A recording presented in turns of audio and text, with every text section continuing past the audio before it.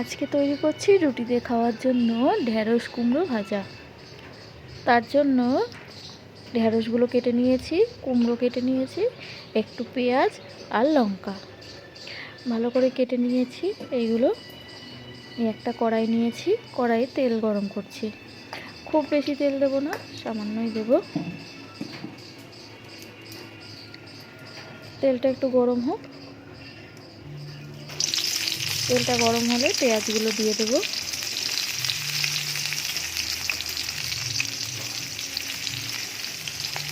আমি এখানে মাঝারি সাইজের দুটো পেঁয়াজ নিয়েছিলাম।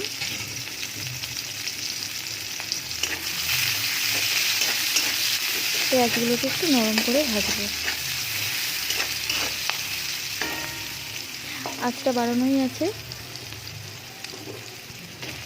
কিছুক্ষণ ভাজার পর পেঁয়াজটা দিয়ে দেবো। এবার ভেন্ডি বা ঢেঁড়স দিয়ে দেবো।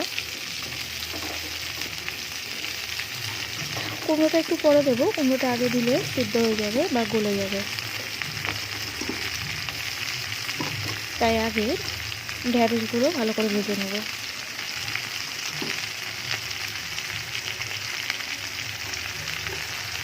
লঙ্কাটাও এখন দিয়ে দেবো। আমি এখানে 3টে লঙ্কা দিয়ে আঁচটা বাড়িয়ে এবার এগুলোকে ভালো করে ভেজে নেব।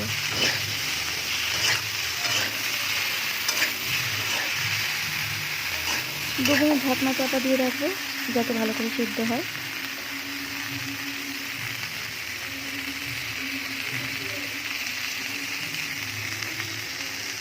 ঢাকনা খুলে আবার একটু নেড়ে নিলাম। 2 মিনিট পরে ভেন্ডিগুলো এমন ভাজা ভাজা হয়ে যাবে।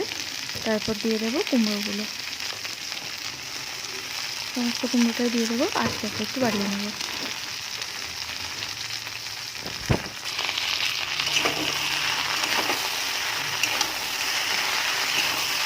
ভালো করে নাড়িয়ে নেব।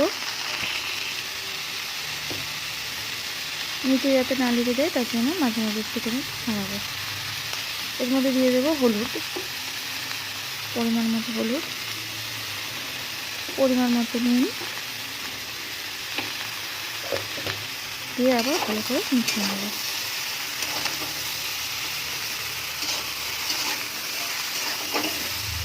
কুমড়োটা দেওয়ার পর যদি ঢাকনা দিয়ে রাখি তাহলে জল ছেড়ে যাবে। তাই ঢাকনা ছাড়াই এভাবে নাড়াতে থাকবো। মাঝে মাঝে একটু নাড়াতে থাকবো যাতে নিচে লেগে না যায়।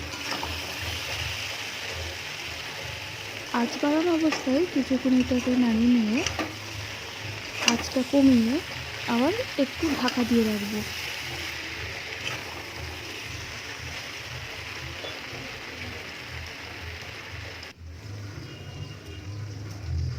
3 থেকে 4 মিনিট ঢাকা দিয়ে রাখবো যাতে এগুলো সমস্ত কিছু সিদ্ধ হয়ে যায়।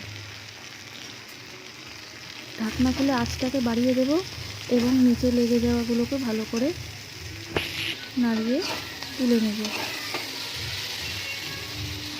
খুন্তি দিয়ে দেখে নেব সিদ্ধ হয়েছে কিনা। যদি সিদ্ধ হয়ে যায় তাহলে নামিয়ে নেব। কালারটাও চেঞ্জ হয়ে গেলে তখনই বুঝতে পারবো যে এগুলো ভাজা হয়ে গেছে।